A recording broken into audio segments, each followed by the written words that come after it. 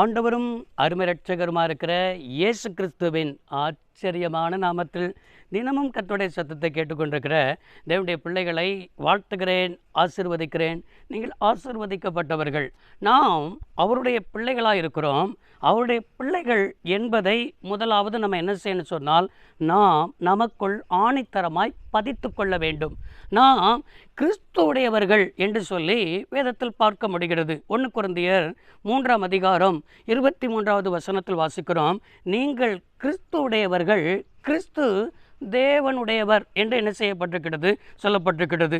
இயேசு கிறிஸ்து இந்த பூமியில் 33 வருஷம் மனிதனாய் இருக்கும் பொழுது பாருங்க, அவர் எப்பொழுதும் பிதாவுக்கு என்ன செய்ய பிரியமானதை செய்தார். இந்த உலகத்தில் சுயமாய் ஒன்றை என்ன செய்யலை, பேசலை, சுயமான காரியத்தை ஒன்றுமே செய்யலை.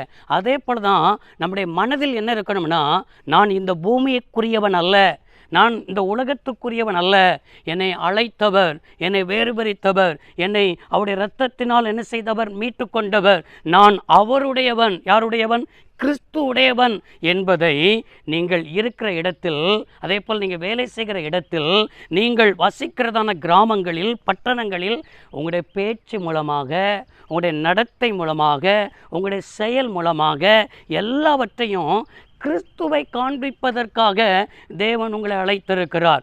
இன்றைக்கு அநேகர் மூலமாக கிறிஸ்துவை பார்க்க முடியலை. அவருடைய செயல், அவருடைய பேச்சு, அவருடைய நடத்தை எல்லாம் தேவனை வேதனைப்படுத்துகிறது, துக்கப்படுத்துகிறது, காயப்படுத்துகிறது. அநேகர் சொல்கிறாங்க, என்ன சொல்கிறாங்க தெரியுமா, இவங்கெல்லாம் ஆலயத்துக்கு போகிறாங்க, இப்படி பேசுகிறாங்களே, இவங்கெல்லாம் ஆலயத்துக்கு போகிறாங்க, இப்படி நடக்கிறாங்களே என்று சொல்லி நம்முடைய காரியங்கள் மூலமாக, நம்முடைய செயல் மூலமாக தேவன் துக்கப்படுகிறவராய் காணப்படுகிறார். இன்றைக்கு நம்ம பாருங்க, உலகத்தில் சொல்லுவாங்க பார்த்தீங்களா, ஒரு பிள்ளை தவறு செய்யும் போது என்ன சொல்லுவாங்க தெரியுமா, டே உங்கள் அப்பா ரொம்ப நல்லவர்டா, உங்கள் அம்மா ரொம்ப நல்லவங்க, நீங்கள் அவருடைய பெற்றோர் பேரை கெடுத்துடாத, உங்கள் அப்பா பேரை கெடுத்துடாத என்று சொல்லி நம்முடைய அப்பாவை உதாரணமாய் சொல்லி நம்மளை சொல்லுகிறதை போல தான் நம்முடைய பரம தகப்பன் அவர் எப்படிப்பட்ட தேவன் என்றால், அவர் நல்ல தேவன், அவருக்கு நிகரான தேவன் இந்த பூமியில் இல்லை.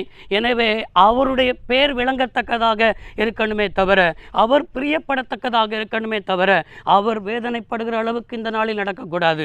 நீங்கள் அவரை பிரியப்படுத்தி பாருங்கள், நிச்சயமாக சொல்கிறேன், உங்களுடைய தேவைகள் எல்லாம் சந்திக்கப்படும், உங்களுக்கு உயர்வு எல்லாம் என்ன செய்யும் வரும், உங்களுடைய இன்மைக்குரிய தேவைகள் எல்லாம் கர்த்தர் பார்த்து கொள்வார். நீங்கள் அவரை பிரியப்படுத்தாமல் இருக்கிறது நிமித்தம்தான் நீங்கள் குறைபட்டு போயிருக்கிறீர்கள், வேதனைப்பட்டு போயிருக்கிறீர்கள், கண்ணீர் வடித்து கொண்டிருக்கிறீர்கள். அவருக்கு பிரியமானதை செஞ்சு பாருங்க. தானியேல் கர்த்தருக்கு பிரியமானவன், அவன் வேண்டிக்கொள்ள தொடங்கின போதே கட்டளை வெளிப்பட்டது. நீங்கள் வேண்டிக்கொள்ள தொடங்கின போதே நீங்கள் கிறிஸ்துவுடையவர்களாக இருந்தால் உங்களுக்கு கட்டளை வெளிப்படும், ஆசீர்வாதம் வெளிப்படும், மேன்மை வெளிப்படும், உயர்வு வெளிப்படும், எல்லாவற்றையும் கர்த்தர் தந்து உங்களை ஆசீர்வதிப்பார். ஜெபிப்போமா? சர்வ வல்லமையுள்ள தெய்வமே, அன்பு தகப்பனே, இந்த வார்த்தையின்படியே உடைய பிள்ளைகள் கிறிஸ்துவுடையவர்கள் என்பதை ஆண்டவரை காண்பிக்க உதவி செய்யும். உடைய நாமத்தை மகிமைப்படுத்தும்.